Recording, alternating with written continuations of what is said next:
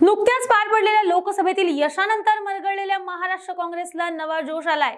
बदललेल्या राजकीय परिस्थितीचा फायदा घेऊन यंदाच्या विधानसभेत जास्तीत जास्त जागा जिंकून आणायच्या आणि राज्यात आपला मुख्यमंत्री बसवायचाच असा काँग्रेसचा प्लॅन दिसतोय। यासाठी पक्षाचे सेनापती म्हणून आघाडीवर आहेत ते राहुल गांधी। होय, राहुल गांधींनीच महाराष्ट्रातील विधानसभा निवडणुका या आपल्या हातात घेतल्याचं सध्याचं चित्र दिसतंय आणि याचं कारणही तसंच आहे।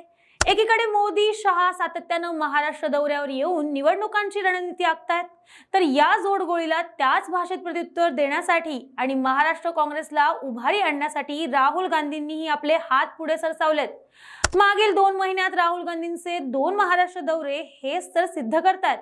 त्यातही राहुल गांधींनी खास करून पश्चिम महाराष्ट्राला भेटी दिल्यात। त्यामुळे विदर्भानंतर आता काँग्रेसचं मिशन पश्चिम महाराष्ट्र सुरू झालंय का? या मिशनचे सेनापती खुद्द राहुल गांधी आहेत का? यापूर्वी महाराष्ट्राच्या राजकारणात डुंकून सुद्धा न बघणारे राहुल गांधी यांनी आता पश्चिम महाराष्ट्रात एवढं लक्ष का घातलंय आणि काँग्रेसला याचा कितपत फायदा होईल याचाच घेतलेला हा सविस्तर आढावा।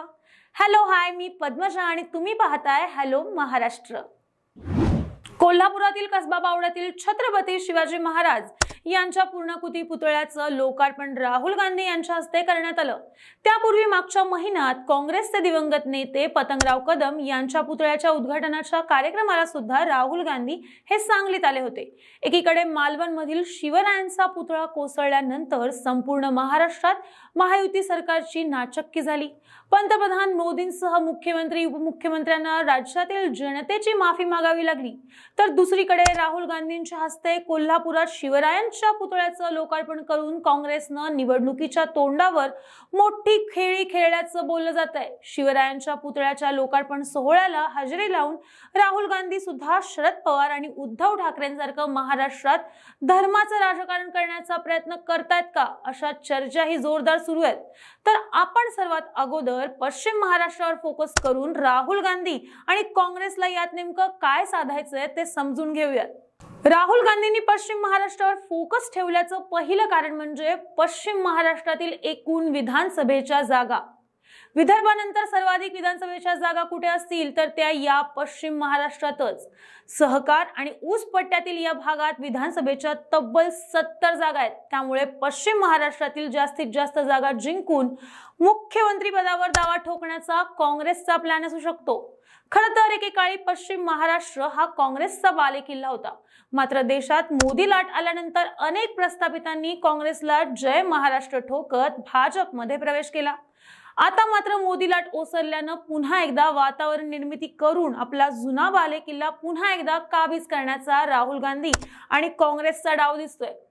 मागच्या निवडणुकीत पश्चिम महाराष्ट्रात काँग्रेसने 29 जागा लढवल्या होत्या, त्यातील 12 जागांवर पक्षाला यश मिळालं। विदर्भानंतर काँग्रेसला जास्त जागा कुठे मिळाल्या असतील तर त्या या पश्चिम महाराष्ट्रातच आणि यानंतर नुकत्याच पार पडलेल्या लोकसभा निवडणुकीत सुद्धा पश्चिम महाराष्ट्रातील कोल्हापूर आणि सोलापूर लोकसभेवर काँग्रेसचा झेंडा फडकलाय, तर सांगलीत सुद्धा काँग्रेस विचारांच्या विशाल पाटलांनी विजय मिळवलाय। त्यामुळे पश्चिम महाराष्ट्रात बदललेल्या या वातावरणाचा फायदा घेण्याचा डाव काँग्रेसचा नक्कीच असू शकतो।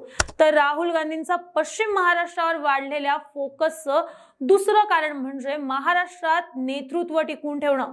पतंगराव कदम यांच्या पुतळ्याच्या लोकार्पण सोहळ्यातच राहुल गांधींनी सांगितलं की महाराष्ट्राचा डीएनए हा काँग्रेसचा आहे। खरं तर पश्चिम महाराष्ट्रातूनच काँग्रेसला यशवंतराव चव्हाण, वसंतदादा पाटील, शरद पवार, यशवंतराव मोहिते, पृथ्वीराज चव्हाण, पतंगराव कदम असे दिग्गज नेते मिळालेत। 2014 साली देशात नरेंद्र मोदींची सत्ता आली आणि काँग्रेसचे अनेक नेते भाजपकडे गेले, तेव्हा सतेज पाटील, विश्वजित कदम, विशाल पाटील आणि प्रणिती शिंदे असे नवे नेते या पश्चिम महाराष्ट्रातूनच उदयाला आलेत। आता हे नेते कायमस्वरूपी काँग्रेसमध्ये राहावेत आणि त्यांनी भविष्यात काँग्रेसचे नेतृत्व करावं यासाठी थेट राहुल गांधींकडून त्यांना बळ दिलं जात आहे, अशा चर्चा मोठ्या प्रमाणात सुरू आहेत। राहुल गांधी यांच्या सलग 2 पश्चिम महाराष्ट्र दौऱ्याचं तिसरं नंबरचं कारण म्हणजे जागा वाटपात पश्चिम महाराष्ट्रात जास्तीत जास्त जागा या पदरात पाडून घेणं। 2019 मध्ये राष्ट्रवादी काँग्रेस सोबत आघाडी असताना काँग्रेसने 29 जागा लढवल्या। मात्र आता ठाकरेंची शिवसेना, काँग्रेस आणि पवारांची राष्ट्रवादी अशा 3 प्रमुख पक्षांची महाविकास आघाडी असून विधानसभेच्या जागा वाटपात जागांवरून तिढा होण्याची शक्यता दिसते। ठाकरेंच्या शिवसेनेचाही महाविकास आघाडीत समावेश असल्यानं त्यांच्यासाठी पण काही जागा काँग्रेस आणि राष्ट्रवादीला सोडाव्या लागतील आणि याच जागा वाटपाच्या घोळावरून सांगली लोकसभा यंदा चर्चेत आली होती।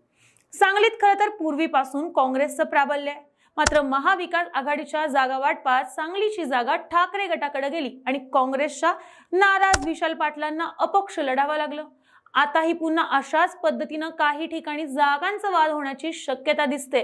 त्यामुळे राहुल गांधींच्या सभांमुळे वातावरण निर्मिती करायची आणि पश्चिम महाराष्ट्रातील जास्तीत जास्त जागा आपल्याकडे ठेवायच्या असा काँग्रेसचा प्लॅन दिसतोय।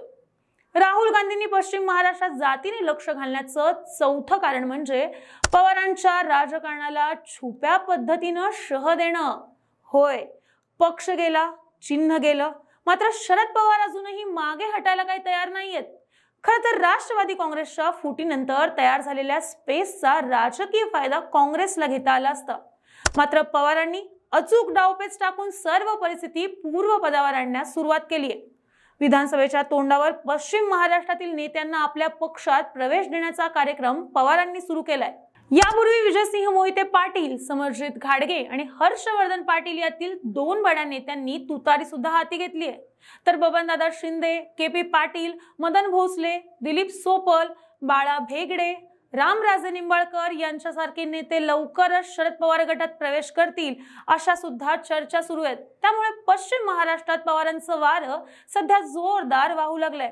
पवारांच्या या झंझावातात विरोधी गटातील भाजपचा तर पालापाचोळा झालाय, मात्र महाविकास आघाडीतील काँग्रेस आणि शिवसेनेचे राजकारण सुद्धा बॅकफूटवर गेल्याचं दिसतंय। त्यामुळे पश्चिम महाराष्ट्रात काँग्रेस वाढवायची आणि पवारांच्या राजकारणाला ब्रेक द्यायचं काम राहुल गांधी हे छुप्या पद्धतीनं करताना दिसतायत। तर या सगळ्याबद्दल बाकी तुम्हाला काय वाटतं? राहुल गांधी यांच्या 2 लागोपाठ दौऱ्यानं पश्चिम महाराष्ट्रातील काँग्रेसला नवसंजीवनी मिळेल का? महाराष्ट्रातील विधानसभा निवडणुका आपल्या हातात घेऊन राहुल गांधी महाविकास आघाडीचे सरकार आणण्यात यशस्वी होतील का? तुमची मतं, प्रतिक्रिया आम्हाला कमेंट करून नक्की कळवा आणि अशाच नवनवीन आणि राजकीय व्हिडिओसाठी हॅलो महाराष्ट्र या आमच्या चॅनलला लाईक, शेअर आणि सबस्क्राईब करायला विसरू नका। व्हिडिओ शेवटपर्यंत पाहिल्याबद्दल धन्यवाद।